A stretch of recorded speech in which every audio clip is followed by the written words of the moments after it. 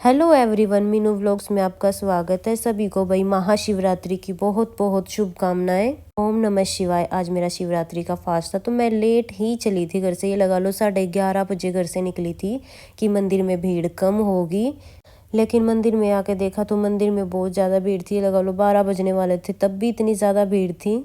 मंदिर में आज सुबह से ही लंबी कतार लगी हुई थी। काफ़ी टाइम वेट करने के बाद मेरा पूजा करने का नंबर आया। फिर उसके बाद मैंने शिवजी भगवान पर और उनके पूरे परिवार पर जल चढ़ाया। फिर मैंने दूध चढ़ाया।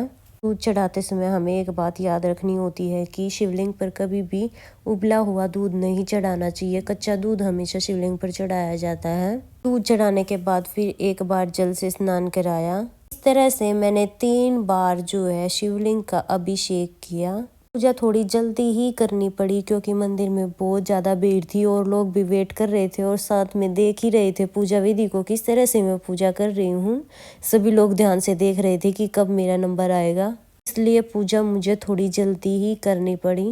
महाशिवरात्रि के दिन सभी भगवानों को नए कपड़े पहनाए गए थे और फूल माला पहनाई गई थी और मंदिर को भी बहुत ही अच्छा डेकोरेट किया गया था। उसके बाद मैंने देसी घी का दिया जलाया वस्त्र समर्पित करने के लिए भगवान को। जैसे नंदी को, गणेश भगवान को सफेद रंग का रुमाल भी समर्पित कर सकते हैं, तो कुछ लोगों ने यहाँ पे रुमाल भी समर्पित किया था वस्त्र रूप में। रुमाल भी समर्पित कर सकते हैं, जनेऊ भी समर्पित कर सकते हैं, कलावा भी समर्पित कर सकते हैं। जो भी आपको मिल जाए वही समर्पित कर सकते हैं। महाशिवरात्रि का त्योहार पूरे भारतवर्ष में बहुत धूमधाम से मनाया जाता है। कुछ लोग होते हैं कि सोमवार का या अलग से जो है शिवजी भगवान का फास्ट नहीं कर सकते, तो सिर्फ महाशिवरात्रि का फास्ट जरूर करते हैं। तो महाशिवरात्रि का फास्ट करने से भी बहुत से पुण्य फल मिलते हैं।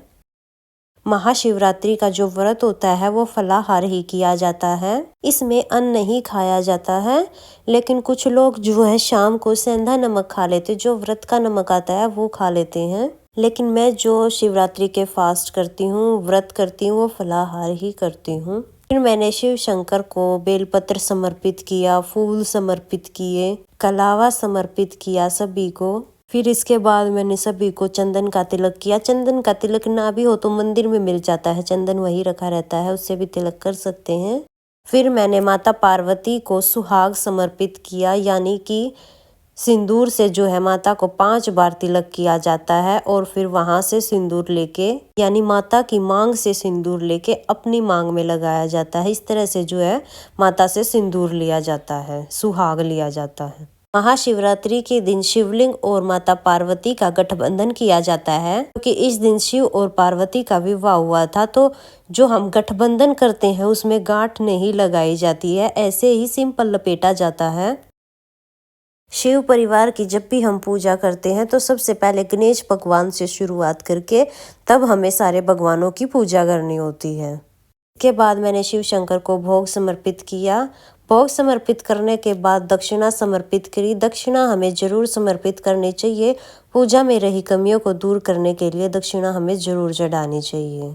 फिर मैंने गुड़ का भोग लगाया। महाशिवरात्रि के व्रत में सीधा भी दान किया जाता है, तो महाशिवरात्रि के दिन भी ये दान कर सकते हैं या उससे अगले दिन भी कर सकते हैं। जो सीधा दान किया जाता है, जैसे कि एक मनुष्य जितना भोजन करता है उतना अनाज हमें दान करना चाहिए। जैसे आटा हम दान कर सकते हैं, सीधे में चावल, आटा और चीनी, ये चीजें दान कर सकते हैं। तो ये दान भी हमें इस दिन जरूर करना चाहिए। फास्ट वाले दिन भी कर सकते हैं या इससे अगले दिन भी कर सकते हैं।